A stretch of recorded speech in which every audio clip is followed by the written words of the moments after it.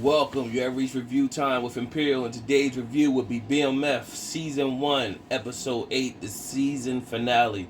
Let's get into it. So right off the bat, just get to that like button, get to that subscribe button before we get started. This was a decent ending. Of course, I always said, if you've been watching my other reviews, I said you're going to have to see how much of the real storyline is compared to what happened in real life.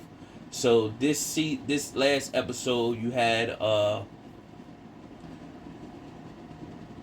lawyer for Terry's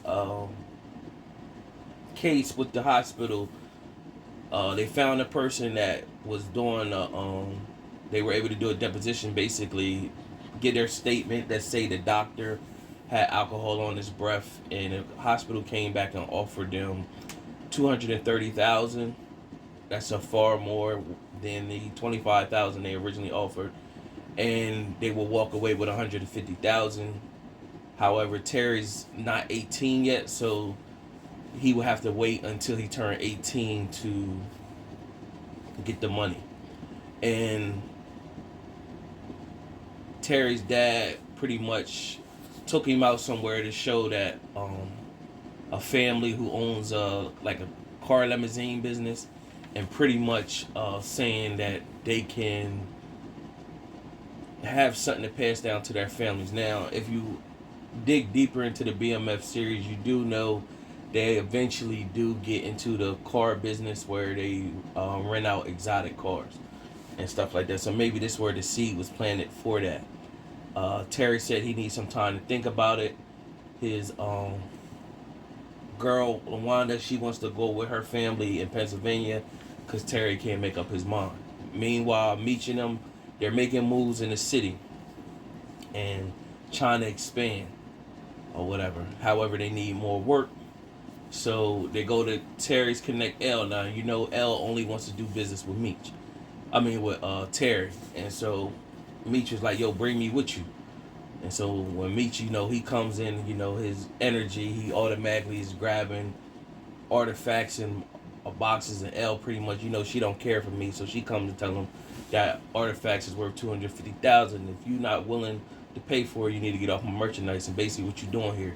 So she pulled out her gun on him, pretty much saying, I don't fool with you, get out of my presence. So she told Terry pretty much like, Meech was pretty much saying like, yeah, you don't fool with me, but my hand has touched every bird that pretty much that came from you or whatever. We about to expand and we need 10 birds. So once Meech left out the warehouse, she told Terry, like, you basically went against the grain, you disrespected me. Terry pretty much said Meech wasn't lying. So she said she pretty much told him that, asked Terry if this is something he really want to do, basically saying there's no limit to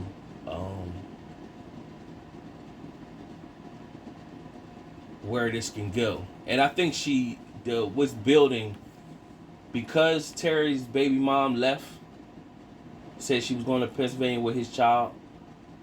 L is fond of Terry, and L pretty much is I think that's going to be Terry's love interest in the next season or something like that. I see that already coming, and that correlates to the storyline when you hear people saying in videos the first lady of BMF, and I think that's who L's role is supposed to be. Who knows though? I could be wrong. But going forward, you had the cops, of course, the detective that got killed. Pretty much, they want everybody swept off the street. They still don't trust the detective that was his partner, so they pretty much tell him he's going to be on office duty. So they pulled all the BMF crew off the streets and pretty much had them all in the jail cell, but they ain't had nothing on them, and then none of them got caught with drugs or anything. So hey, they had to let them go. And so it showed Meech looking at the detective in disgust. It showed B. Mickey looking at the detective in disgust as well. So they left Meanwhile, you had Lamar meet up with Kato. Basically, he's saying basically we gonna still set you up. Well, she still want to set Lamar up, so she pretty much goes to B Mickey and say, "How we gonna kill Lamar? You missed your opportunity because when they picked up B Mickey, he put his gun in a stash box that was created in the cars, and so um, they couldn't get they didn't find his gun, so he missed his chance with Lamar. So what they Meech and them decided to do, he pretty much met up with B Mickey and asked B Mickey, you know, he been telling her he need to stop messing with her.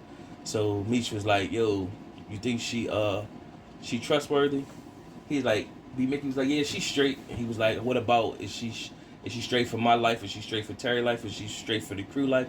He was like, pausing, like, "Yeah." And so then Meech was like, "Yo, man, I appreciate everything you do. I trust you, dog. I appreciate you." So B Mickey started thinking like, "Hold on, Meech. You know, she been working with Lamar, but you know, we've been trying to figure it out. You know, basically to get rid of him." And see, Meech was like, "Man, I already knew. You know, I can't trust you. You know, I already had the tail basically on her." And he was like, "Wow." He was like, "Yo," he's like, Lamar pretty much,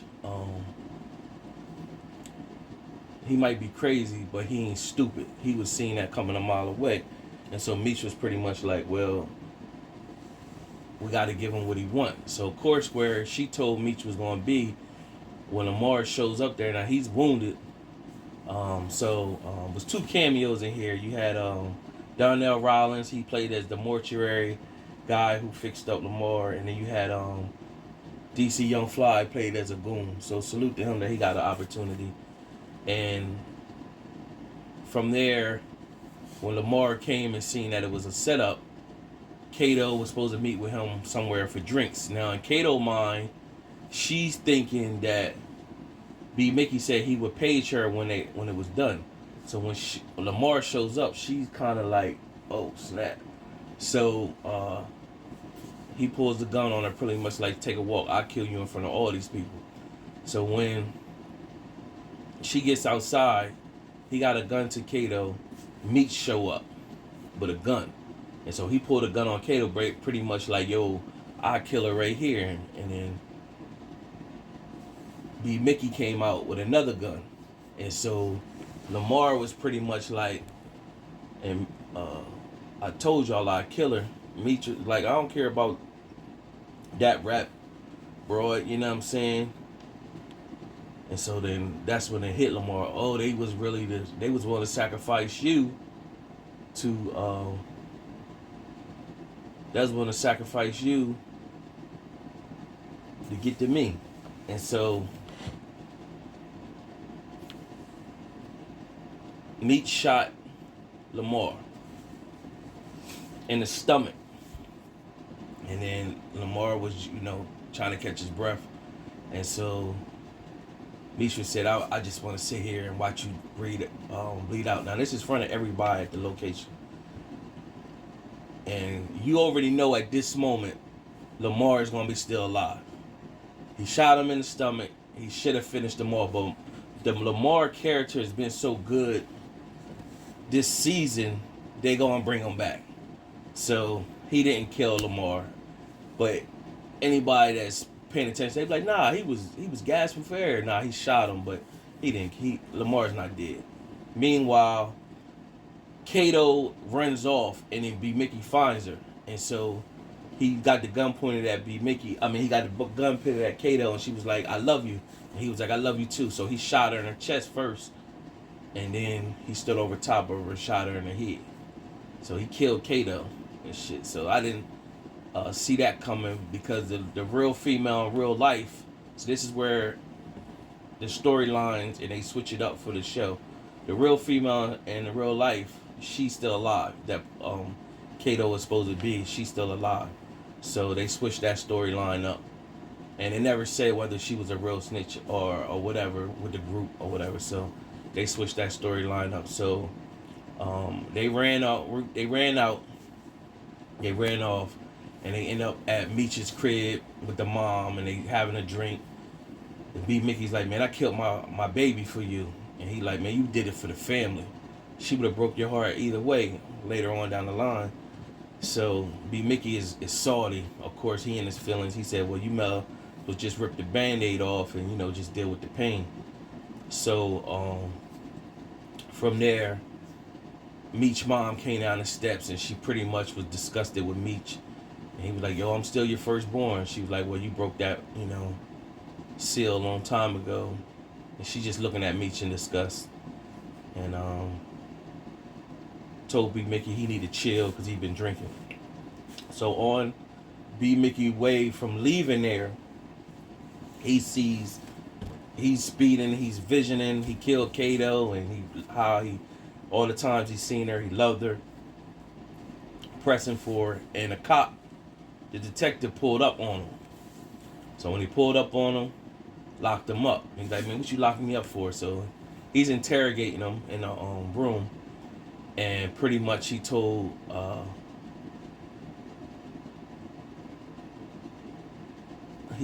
B Mickey that he like, man, you ain't got nothing on him. So he said, I do. He pulled out the gun. Now, with all this season, we already know he had a fondness with this gun. That was the gun he said that helped his mom get out abusive situation. When he shot J-Mo, Meech told him, did you get rid of the gun? He said, yeah. Come the whole time, he didn't. Still had the gun. So he attached to that gun. So he picked the gun in a stash box in the car, but the cop found the gun in the stash box. So he found the gun and pretty much said that's the gun that killed J-Mo. And so he said, even though I don't got the gun for I don't got care, because he's like, yeah, well, I ain't killed Lamar. So the officer never confirmed whether Lamar was dead again. So that's why I believe Lamar is still alive. Meanwhile, he pretty much said, I want Meech. So it got B Mickey looking like, okay, is B Mickey going to become an informant? You know what I'm saying? To try to bring down Meech?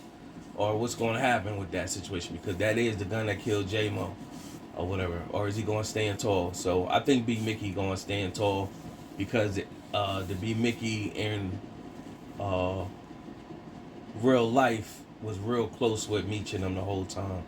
And he's staying sturdy. So I don't think they're going to make him out to be that in a storyline. So that was second to the last scene. The last scene shows Terry pretty much making up his mind that he won out the game. He's telling Meech, I'm out the game. And him and Terry have a real good dialogue moment where Meech is pretty much saying, we gotta take over. And he showed Terry the BMF chain. And Terry said, I'm out. Meech was like, nah, you love this money just like I do. Like, nah, we in this forever, from the moon to the tomb. And then Terry was like, nah, I'm out. And then he just started walking away from Meech. And Meech was like, don't walk away from me. You know what I mean? You my brother or whatever. And it just showed, Terry keep it walking. So Meech was upset. And then it showed the older version of Meech talking in the cell, looking goofy with them braids or whatever, them fake braids or whatever. But nevertheless, he was in there talking in the cell and basically saying, well, how he didn't know at that time where he should have just let Terry get out when he wanted to get out, and he didn't know he was going to be bigger than his own hometown. So this is just alluding to season 2, that it's not going to end right there. And so that's how the episode ended. A great season. It wheeled everybody in. They didn't miss on this season. Subscribe to the channel, like the video. Till next time.